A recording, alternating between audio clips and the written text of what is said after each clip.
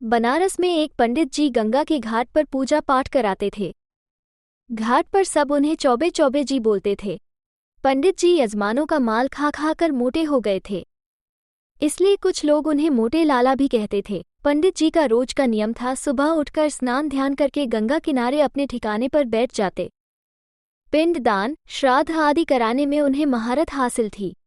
यजमान एक बार उनके चंगुल में आ जाए तो पूरी साल भर खर्चा बातें बनाकर निकाल ही लेते थे। चौबे जी को खाने का बहुत शौक था।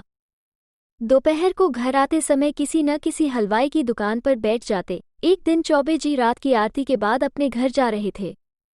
रास्ते एक हलवाई की दुकान पड़ी, गर्मागर्म जलेबी तली जा रही थी। चौबे जी, हाय क्या खुशबू आ रही है, दूध जलेबी की कम से कम आधा किलो तो मैं खा ही सकता हूँ, फिर पंडिताइन के लिए भी आधा किलो चाहिए। चौबे जी हलवाई की दुकान पर पहुँच जाते हैं। हलवाई, आइए। चौबे जी, क्या हाल है, सब कुशल मंगल?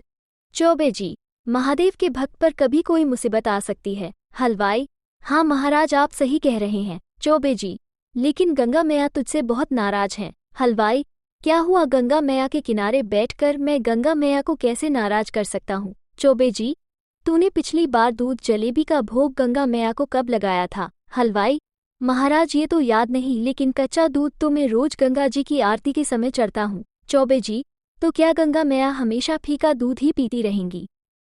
उनका मन मिष्ठान खाने का नहीं करता।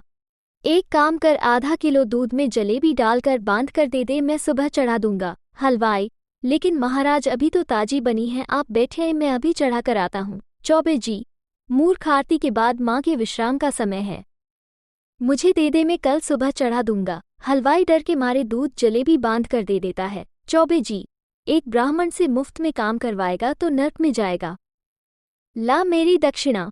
हलवाई चौबे जी को 10 रुपये देता है। चौबे जी, इतने में आज बनारस में पान भी नहीं आता, मैं तेरी दूध जलेबी घर लेकर जाऊं, फिर रात भर बिल्ली से इसे बचाने के चक्कर में जागता रहूं। उसके बाद सुबह सवेरे लोका गंगा जी का भोग लगाऊं, उसके बाद तेरे नाम की पूजा करूं। हलवाई, महाराज क्या सेवा करूं? चौबे जी, आधा किलो दूध में जलेबी और 100 रुपये दक्षिणा के दे। हलवाई उन्हें दे देता है।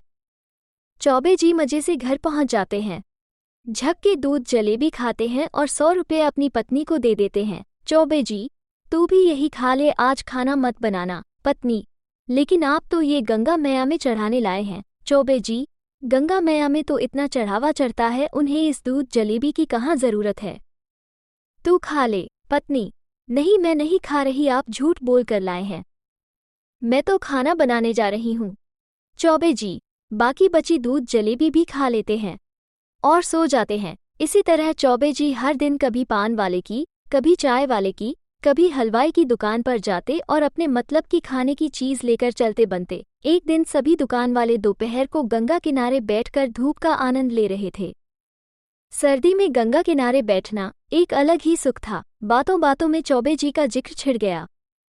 उनकी इस आदत से सभी परेशान थे। हलवाई, भाई हद हो गई, इस चौबे को सबक सिखाना पड़ेगा। दूसरा हलवाई, हाँ भाई, हमारा तो रोज का हो गया है, हमेशा कुछ न कुछ लेकर ही टलता है। तीसरा हलवाई, भाई कुछ कर नहीं सकते, पंडित जी हैं, कहीं श्राप दे दिया तो दुकान बर्बाद हो जाएगी, अब तो गंगा मैया ही पार लगा सकती हैं। अगले दिन चौबे जी का मूंग की दाल का हलवा खाने का बड़ा मन था। चौबे जी कई दुकानों पर गए, लेकिन किसी ने हलवा नहीं बनाया था।